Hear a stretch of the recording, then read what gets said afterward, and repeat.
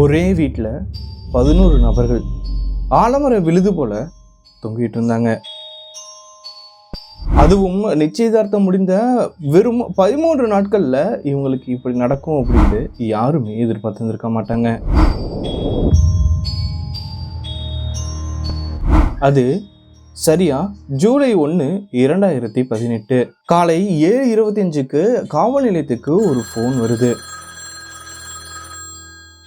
Phone பண்ணவங்க அங்கே என்ன நடந்துச்சுன்னு சரியாக சொல்ல முடியாத அளவுக்கு பதட்டத்தில் இருந்தாங்க. ஆஸ் யூஷுவல் ஒரு சாதாரண க்ரைமாக தான் இருக்கும் அப்படின்னு நினச்சிட்டு ஒரு காவல் அதிகாரி அந்த க்ரைம் சீனுக்கு அனுப்பப்படுறாரு. அந்த இடத்துக்கு போன அந்த நபரால் ஒரு நிமிஷம் கூட நிற்க முடியல. உடனே தன்னோட மேல் அதிகாரிக்கு கால் பண்ணுறாரு. அந்த காவலரோட பதட்டமான குரலை கேட்டு ஏதோ மிகப்பெரிய அசம்பாவிதம் நடந்திருக்கு அப்படிங்கிறத தெரிஞ்சு அந்த இடத்துக்கு தன்னோட டீமோட விரைகிறார். அவங்க பார்த்த அந்த ஒரு காட்சி அவங்களோட வாழ்நாள் முழுவதும் மறக்க முடியாத அளவுக்கு இருந்துச்சு. அந்த ஒரு கிரைம் சீன் காவல் அதிகாரிகளுக்கு மட்டும் இல்லை, பல கொடூரமான கிரைமை பார்த்த ரிப்போர்ட்டர்ஸுக்கும் பல வருட அனுபவம் உள்ள ஃபாரன்சிக் எக்ஸ்பர்ட்ஸுக்கும் கூட அந்த காட்சியை பார்த்து மிரண்டு போகிறாங்க. ஊரே பார்த்து பொறாமைப்படுற அளவுக்கு சந்தோஷமாக இருந்த அந்த குடும்பத்துக்கு அன்னைக்கு என்னதான் நடந்துச்சு? இந்தியா முழுவதும் பரபரப்பை ஏற்படுத்திய அந்த மாநில முதலமைச்சரையே வர வைத்த 11 என்ற மர்ம எண்ணோடு இணைந்த த புராரி டெத் கேஸ் பற்றி தான் இந்த ஒரு பதிவில் நம்ம பார்க்க போகிறோம். இது தமிழ் டிகோட்ஸ் வழங்கும் பிகினிங் டோர்ஸ் டு டோர்ஸ்.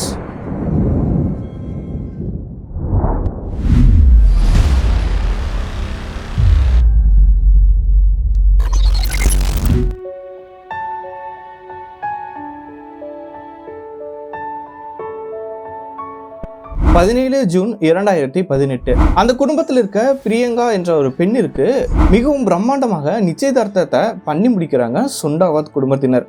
கிட்டத்தட்ட 3 தலைமுறைகள், மொத்தம் 11 நபர்கள். டெல்லி புராரி என்ற பகுதியில் சொந்தமாக வீடு கட்டி அதில் மளிகை கடை, அது போக பிளைவுட் கடை என பொருளாதாரத்திலும் வாழ்க்கையிலும் மிகவும் சந்தோஷமாக இருந்த குடும்பம் தான் அது. ஆனால் அதே குடும்பத்துக்கு இப்படி ஒரு விஷயம் நடக்கும் அப்படின்னு சொல்லிட்டு யாரும் கற்பனை கூட பண்ணியிருந்திருக்க மாட்டாங்க. இந்த சுண்டாவத் குடும்பத்தோட பூர்வீகம் ராஜஸ்தானில் இவங்களோட முக்கியமான தொழிலாக இருந்தது விவசாயம். ஆனால் குடும்ப சூழ்நிலையின் காரணமாக விவசாய நிலத்தை விற்று டெல்லிக்கு மூவ் ஆகுறாங்க. இந்த குடும்பத்தின் தலைவரான போபால் சிங் மற்றும் அவருடைய மனைவி நாராயணி தேவி. ஆரம்பத்தில் இவங்க 2 நபர்கள் மட்டும்தான் டெல்லிக்கு குடிபெயர்றாங்க. அதன் பின்பு தன்னோட மகள் பிரதிபா மற்றும் அவருடைய மகள் பிரியங்காவை டெல்லிக்கு வர வைக்கிறாங்க. பிரதிபாவோட ஹஸ்பண்ட் இறந்ததன் பிறகு தன்னோட சொந்த மாநிலத்தில் இருந்த லலித், அவருடைய மனைவி டீனா, அவருடைய மகன் சிவம் மற்றும் புவனேஷ், அவருடைய மனைவி சவிதா, அவருடைய குழந்தைகளான நீத்து, மேனகா, துரு என எல்லாரையும் டெல்லிக்கு வர வைக்கிறாங்க போபால் மற்றும் அவருடைய மனைவி. தந்தை, அவங்களோட மகன், பேத்தி, பேரன்கள் என 3 தலைமுறைகள் 13 வருடங்களாக ஒரே குடும்பமாக ஒரே இடத்துல வசிச்சுட்டு வந்துருக்காங்க. 2004 தொழிலில் பணம் வாங்குவதில் ஏற்பட்ட பிரச்சனையின் காரணமாக அந்த சண்டையில் ஆப்போசிட் பார்ட்டிஸ் லலித்தை பிளைவுட் கடையில் தள்ளி நெருப்பை பற்ற வைத்து அந்த லலித்தை கொல்ல பார்க்குறாங்க. அதில் அதிர்ஷ்டவசமாக உயிர் பிழைத்தாலும் அவருடைய பேசும் திறன் அப்படிங்கிறது காணாம போகுது. இந்த ஒரு நிகழ்விலிருந்து மீண்டு வருவதற்குள்ள அந்த குடும்பத்துக்கு ஒரு மிகப்பெரிய இடியே இறங்குது.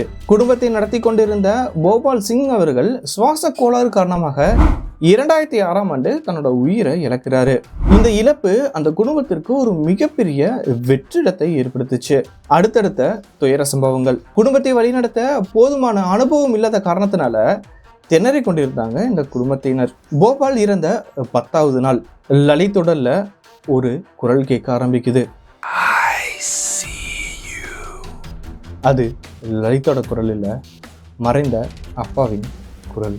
இதுதான் இவளுடைய வாழ்க்கையை முற்றிலும் மாற்றப்போகுதுன்னு தெரியாம அப்பா வந்துட்டாரு அப்படின்னு சொல்லிட்டு துள்ளி குதிக்க ஆரம்பிச்சாங்க. இந்த நாளுக்கு அப்புறமா இவங்க வீட்டில் ஒரு விஷயம் மாறுச்சு. தனியாக யோசிக்கிறத நிறுத்தினாங்க. யாரும் கேள்வி கேட்கல.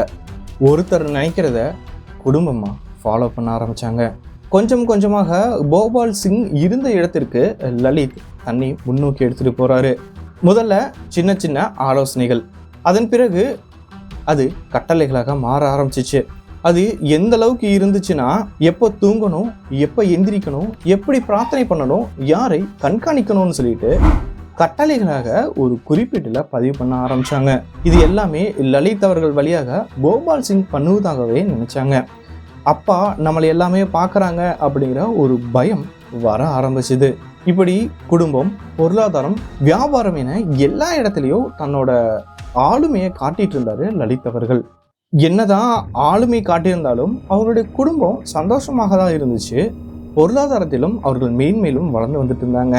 இப்படி சந்தோஷமா போயிட்டு இருந்த அந்த சூழ்நிலையில தான் பிரியங்காவிற்கு நிச்சயம் அப்படிங்கிறத பண்றாங்க. நிச்சயம் பண்ண 13வது நாள் புராரி என்ற பகுதியில் வாழும் மக்கள் தன்னோட அன்றாட வாழ்வை துவங்க ஆரம்பிச்சாங்க.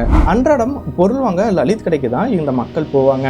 வழக்கமா அதிகாலை 5:30 மணிக்கு திறக்கும் மளிகை கடை 7 மணி ஆயும் திறக்காம இருக்கு. எப்பவும் நடைப்பயிற்சிக்கு கூட வரும் லலித் அவர்கள் வரல அப்படின்னு சொல்லிட்டு குரு சரண் சிங் கொஞ்சம் டவுட் பண்றாரு. குரு சரண் சிங் இவரு லலித் வீட்டு பக்கத்துல இருக்க ஒரு நபர் தான். லலித் வீட்டிற்கு போறாரு. போகும்போது கடை திறக்கப்படல. மேலே போய் பார்க்கும்போது அவர்கள் வீடு பூட்டப்படாத நிலையில லைட்டா ஓப்பனா இருக்கு. இதனால சந்தேகம் அடைஞ்ச குரு சரண் சிங் அந்த வீட்டு கதவை திறக்கிறாரு. அந்த கதவை திறந்ததுமே அவர் பார்த்த காட்சி இதுதான். லலித் வீட்டில் வசிச்ச 11 நபர்கள் வீட்டிற்கு நடுவுல காற்றோட்டத்திற்காகவும் வெளிச்சத்திற்காகவும் வைக்கப்பட்டிருந்த கிரில் கம்பியில ஆலமர விழுது போல உயிரற்ற நிலையில தொங்கி கிடந்தாங்க. இதுக்கப்புறம் நடந்ததுதான் வீடியோட ஆரம்பத்துல நம்ம பார்த்தது. இங்கு நடந்த செய்தி மிகவும் பரபரப்பாக அந்த ஏரியா மக்களிடம் பரவுச்சு. இல்ல, நாடு முழுவதும் பரவுச்சு. இந்த செய்தி கேட்ட ஆயிரக்கணக்கான மக்கள் அங்க கூட ஆரம்பிச்சாங்க. லலித் அவர்கள் வீட்டுல தங்களோட அன்றாட வாழ்வுக்கு தேவையான பால் முதல் எல்லா பொருட்களும் ஃப்ரிட்ஜில் அப்படியே தான் இருந்துச்சு. தாங்க இறக்க போகிறோம் தெரிஞ்சா இந்த மாதிரி பொருட்கள்லாம் வாங்கி வைக்க மாட்டாங்க. அது மட்டும் இல்லை, 13 நாளுக்கு முன்னாடி தான் மிகவும் பிரம்மாண்டமான அளவில் நிச்சயதார்த்தம் வேற பண்ணாங்க. இது தற்கொலை இல்லை, யாரோ திட்டமிட்டு செஞ்ச கொலை அப்படின்னு சொல்லிட்டு மக்கள் பேச ஆரம்பிச்சாங்க, போராடவும் ஆரம்பிச்சாங்க. அப்போது டெல்லிக்கு முதலமைச்சராக இருந்த திரு அரவிந்த் கெஜ்ரிவால் அவர்கள் கூட இந்த ஒரு சம்பவ இடத்திற்கு நேராக சென்றிருந்தார் அப்படிங்கிறதும் இங்க குறிப்பிட வேண்டிய ஒரு விஷயம். அந்த அளவுக்கு மிகப்பெரிய அதிர்வலைகளை ஏற்படுத்தி இருந்துச்சு இந்த ஒரு இறப்பு. இது தற்கொலையா இல்ல போட்டியின் காரணமாக ஏற்படுத்தின சம்பவமா அப்படிங்கிறத காவல் அதிகாரிகள் விசாரிக்க ஆரம்பிச்சாங்க. காவலர்களோட விசாரணையில வெளிவந்த அந்த ஒரு விஷயம் காவல் அதிகாரிகள் மட்டும் இல்ல, ஒட்டுமொத்த இந்தியாவில் இருக்கும் மக்கள் அனைவரையுமே அதிர்ச்சியில் உரைய வைத்தது. ட்ரூத் இஸ் ஆல்வேஸ் ஸ்ட்ரேஞ்சர் தென் ஃபிக்ஷன்னு சொல்லுவாங்க. காவல்துறை அதிகாரிகளோட விசாரணையில வெளிவந்த விஷயம் இதுதான். லலித் எழுத சொன்ன அந்த ஒரு டைரியில இதற்கான விடை காவல்துறை அதிகாரிகளுக்கு கிடைச்சிச்சு. லலித்தோட வாழ்நாளில் ஏற்பட்ட மிகப்பெரிய சம்பவங்கள் லலித்துக்கு ஆழமான மன அழுத்தத்தை கொடுத்திருக்கு.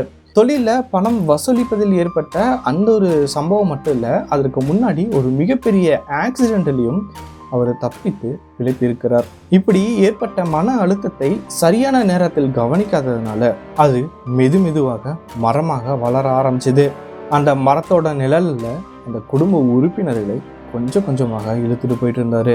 குடும்பம், பொருளாதாரம் என எல்லாவற்றிலும் இவருடைய முடிவு சரியாக இருப்பதை நம்பி என்னதான் பயம் இருந்தாலும் லலித்தோட வார்த்தையில் அப்பா நம்மளை சரியா வழி நடத்துவாருன்னு ஒரு நம்பிக்கை மிக கண்மூடித்தனமான நம்பிக்கையா வளர ஆரம்பிச்சுது. அந்த நம்பிக்கை தான் இவர்களோட உயிரை எடுக்க போகும் அப்படிங்கிறது அவர்கள் உயிரிழக்கும் அந்த கடைசி தருணம் வரைக்கும் யாரும் உணரவே இல்லை. இறந்த அப்பாவின் ஆன்மா தங்களை வழி நடத்துவதாக நம்பி தங்களோட குடும்பம் நல்ல நிலைமைக்கு மாறும் அப்படிங்கிறத நம்பி அப்பா செய்ய சொன்னதாக ஒரு சடங்கு அந்த வீட்டில் நடத்துகிறாங்க. அந்த சடங்கு செய்ய 11 நபர்கள் தங்களோட கை கால்களை கட்டணும். கண்களை கருப்பு துணியால் கட்டி கொண்டு வாயில் துணியை வைத்து கொண்டு தூக்குல தொங்கணும். இது எல்லாத்தையும் கேட்டு இந்த ஒரு சடங்கை ஒத்துக்கிட்டாங்க அங்கிருந்த 11 நபர்களும். அதுக்கும் அந்த 11 நபர்களில் பாதிக்கும் மேற்பட்ட நபர்கள் டிகிரி முடிச்சவங்க, நல்ல ஜாப்ல இருக்கவங்க.